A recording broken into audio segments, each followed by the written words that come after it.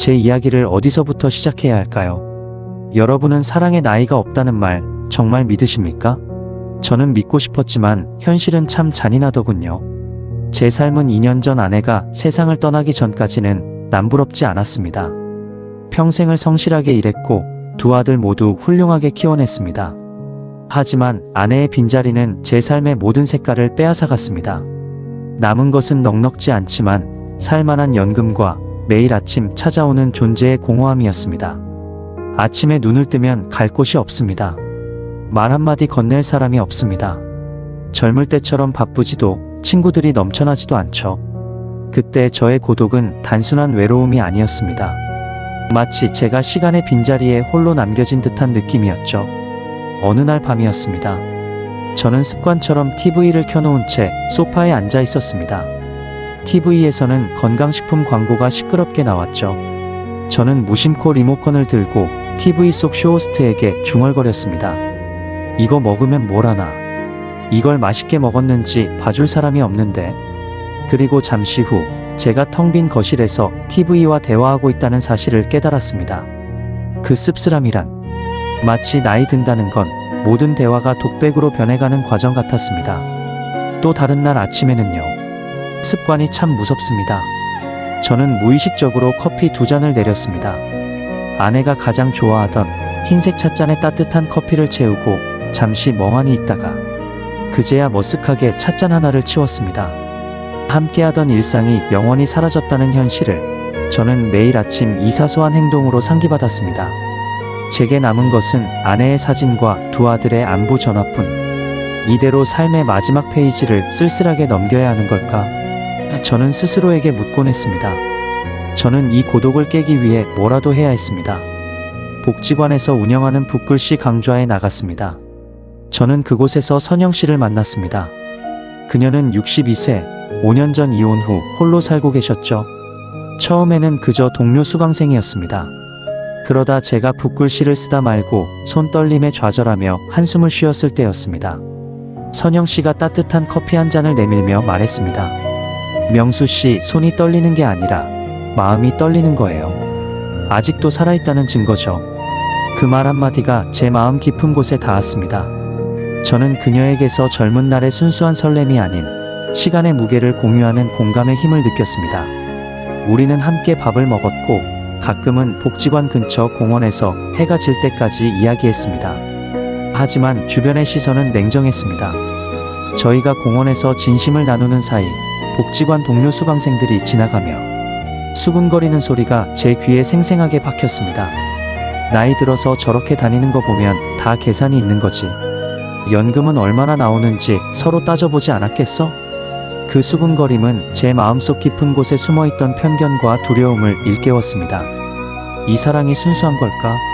내가 외로움에 속고 있는 건 아닐까? 저는 조심스럽게 선영 씨에게 경제적인 이야기를 꺼내려 했습니다. 그때 선영 씨가 제 말을 단호하게 잘랐습니다. 명수 씨, 우리 나이의 계산이 왜 중요해요? 우리는 이미 충분히 가진 사람들입니다. 그녀가 말하는 가진 것은 돈이 아니라 남은 시간과 우리가 살아온 삶의 경험이었습니다. 명수 씨, 우리 이 남은 시간을 아름답게 채우는 데 집중해요. 그녀의 단호한 태도에서 저는 그녀의 진정성을 확인했고 제 마음속의 편견은 부끄러움으로 변했습니다. 석 달이 지나 저는 용기를 내어 고백했습니다. 하지만 선영 씨는 고개를 저었습니다. 우리 외로움을 사랑으로 착각하지 않기로 해요. 명수 씨는 내가 외로워서 좋은 건가요? 아니면 내가 가진 삶의 궤적을 진심으로 이해해서 좋은 건가요? 그녀는 저에게 진정한 사랑의 본질을 탐구하게 했습니다. 저는 비로소 깨달았습니다. 노년의 사랑은 일시적인 감정이 아니라 성숙한 성찰과 결정에서 시작된다는 것을요. 저는 그녀에게 진정한 이해를 바탕으로 사랑을 시작하고 싶다고 말했고 선영 씨는 조심스럽게 제 손을 잡아주었습니다. 저희 둘의 마음은 통했지만 현실의 벽은 상상했던 것보다 훨씬 높았습니다. 그 벽은 바로 제 두 아들과 며느리들이었습니다. 저는 어렵게 가족들을 모아놓고 선영 씨와의 교제를 알렸습니다. 긴장된 저녁 식사 자리. 큰아들이 대뜸 물었습니다. 그 목소리에는 걱정보다는 경제적인 계산이 깔려 있었습니다. 아버지, 상속 문제는 어떻게 하실 생각입니까? 갑자기 웬 재혼입니까? 며느리가 테이블 아래에서 남편의 팔을 꼬집으며 만류했지만 이미 분위기는 냉랭했습니다. 작은 아들은 좀 더 감정적인 딜레마를 던졌습니다. 아버지의 행복은 중요하지만 저희 어머니의 자리는요? 저는 죄책감과 분노가 뒤섞인 감정을 느꼈습니다. 제가 행복하자고 시작한 사랑이 가족에게는 상속전쟁이나 어머니의 자리 침범으로 비치다니요. 저는 이 문제를 숨길 수 없다고 판단했습니다. 며칠 후 저는 선영 씨를 초대해 자녀들과 다시 마주 앉게 했습니다. 선영 씨는 자녀들에게 직접 단호하게 말했습니다. 저는 어머님의 자리를 침범하려는 것이 아닙니다. 김명수 씨와 저는 남은 시간을 외롭지 않게 서로 책임지며 함께 보내고 싶은 것뿐입니다. 어머님에 대한 존경은 저희의 관계와 별개입니다. 선영 씨의 진심 어린 태도에 자녀들의 냉랭함은 조금씩 누그러졌지만 결국 현실적인 합의가 필요하다는 결론에 도달했습니다. 저와 선영 씨는 재혼 계약서라는 것을 작성했습니다. 자녀들에게 투명하게 공개하고 모든 것을 문서화하는 과정은 고통스러웠지만 사랑을 지키기 위한 현실적인 결정이었습니다. 우리는 각자의 재산을 각자의 자녀들에게 상속하며 동거 생활비는 공평하게 절반씩 부담하기로 했습니다. 가장 중요했던 합의는 이것이었습니다. 만약 우리 중 어느 한쪽이 먼저 건강을 잃으면 간병과 병원비는 각자의 자녀들이 책임진다. 이 합의 내용을 들었을 때 며느리와 사위의 표정은 순간적으로 복잡했습니다. 하지만 이 합의는 사랑은 감정이지만 노년의 사랑은 결정이기도 하다는 저희의 깨달음이었습니다. 저희의 행복을 얻는 대신 저희는 자녀들의 부담을 덜어줄 수 있는 책임감을 보여주었습니다. 결국 저희는 가족을 잃을 뻔했던 위기를 투명성과 책임감 있는 결단으로 극복하고 동거를 시작할 수 있었습니다. 저희의 사랑은 거래가 아닌 공동의 책임으로 탄생한 것입니다. 함께 사는 일상은 평화로웠지만 상처와 생활 습관의 충돌은 여전히 존재했습니다. 노년의 사랑은 상처가 더 깊게 남는다는 말이 있죠. 저희는 그 상처를 함께 치유해야 했습니다. 어느 날 제가 친구 상가에 들러 연락이 늦어진 날 밤이었습니다. 선영 씨는 제가 돌아오자 불안감에 떨며 울음을 터뜨렸습니다. 어딜 그렇게 늦게 다녀요? 누굴 만난 거예요? 당신도 결국 떠날 거죠? 젊었을 때라면 저도 화를 내거나 이 행동을 집착으로 치부하고 도망쳤을 겁니다. 하지만 저는 선영 씨의 불안을 깊은 상처의 흔적으로 이해했습니다. 저는 그녀를 말없이 안아주었습니다. 미안하오. 당신의 불안을 내가 이해하지 못했소. 나는 당신을 떠나지 않을 거요. 저는 매일 아침 그녀에게 오늘의 일정을 말했고 귀가 시간을 꼭 지켰습니다. 제가 떠나지 않을 거라는 믿음을 주는 것, 그것이 노년의 사랑이 해야 할 가장 중요한 역할임을 깨달았습니다. 또 다른 현실적인 충돌도 있었습니다.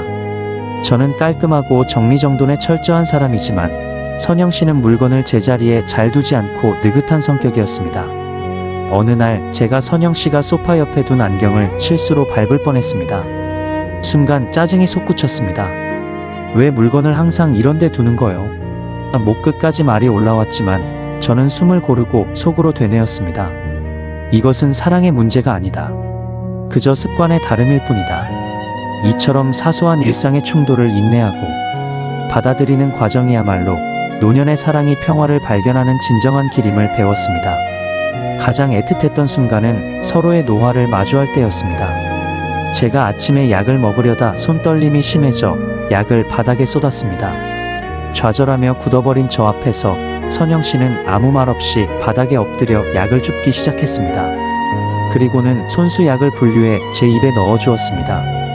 그 침묵 속의 행동은 그 어떤 고백보다 깊었습니다. 그것은 서로의 약점과 병듦을 외면하지 않고 기꺼이 책임지겠다는 가장 성숙한 형태의 사랑이었습니다. 저희는 화려한 여행 대신 함께 아침밥을 먹고 서로의 혈압을 재주는 일상 속에서 가장 큰 행복을 느꼈습니다. 저희는 저희에게 남은 시간이 유한하다는 것을 알고 있습니다. 노년의 사랑은 시작이 아닌 마지막 순간을 준비하는 애틋하고 현실적인 과정이기도 합니다. 제가 정기검진을 받고 나오는 길, 의사는 앞으로 건강관리에 더욱 신경 쓰셔야 합니다 라고 말했습니다. 저희는 병원 문을 나서며 말없이 손을 잡았습니다. 그 손의 온기는 따뜻했지만 저희의 머릿속에는 시간의 유한성이라는 그림자가 드리워져 있었습니다. 저희는 두려웠습니다. 이 행복이 언제 깨질지 모르니까요. 어느 날 밤 선영 씨가 눈물을 글썽이며 제게 물었습니다. 명수 씨, 우리 중 누가 먼저 떠나면 남은 사람은 어떻게 해야 할까요? 저는 그 질문이 두려웠지만 회피하지 않았습니다. 이것이야말로 저희의 사랑이 도달해야 할 가장 중요한 결정이라고 생각했습니다. 우리가 사랑을 위해 현실을 인정했듯이 헤어짐도 현실로 받아들여야 하오. 슬픔은 피할 수 없겠지만 남은 사람은 우리가 만든 이 평화로운 일상을 잊지 않고 굳건히 살아야 하오. 그리고 저희는 약속했습니다.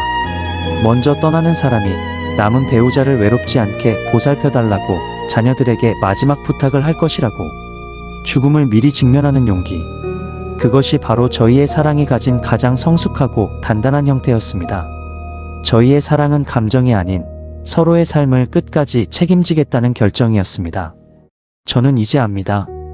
외로움을 달래기 위해 누군가를 찾았던 그때의 제가 얼마나 미숙했는지. 이제 저의 행복은 누군가를 의지하는 것이 아니라 선영 씨와 함께 이 평화로운 일상을 지키는 단단한 관계에 있습니다. 저희의 삶은 화려하지 않지만 안정과 책임감이라는 두 기둥 위에 굳건하게 서 있습니다. 저는 사랑을 얻었을 뿐만 아니라 인생의 마지막 성숙이라는 가장 큰 축복을 얻었습니다. 여러분, 노년의 사랑은 뜨거운 감정만으로는 지켜낼 수 없습니다. 제 경험을 통해 저는 깨달았습니다. 책임, 건강, 돈, 가족이라는 무거운 현실은 사랑을 막는 장애물이 아니라 오히려 사랑을 더욱 단단하고 성숙하게 만드는 재료가 된다는 것을요. 진짜 사랑은 외로움의 임시적인 위로가 아닙니다. 그것은 상대를 온전히 이해하고 내 삶의 마지막 페이지를 함께 책임지겠다는 성숙한 결정입니다. 저의 사랑은 화려하게 피는 꽃이 아니라 오랜 세월을 견뎌낸 단단한 나무와 같습니다. 겉은 화려하지 않아도 그 뿌리는 깊고 넓어서 어떤 폭풍 후에도 서로의 쉼터가 되어줍니다.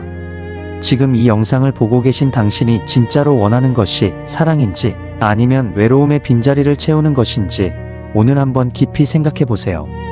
누군가를 의지하기보다 내 자신을 단단히 세울 수 있는 용기.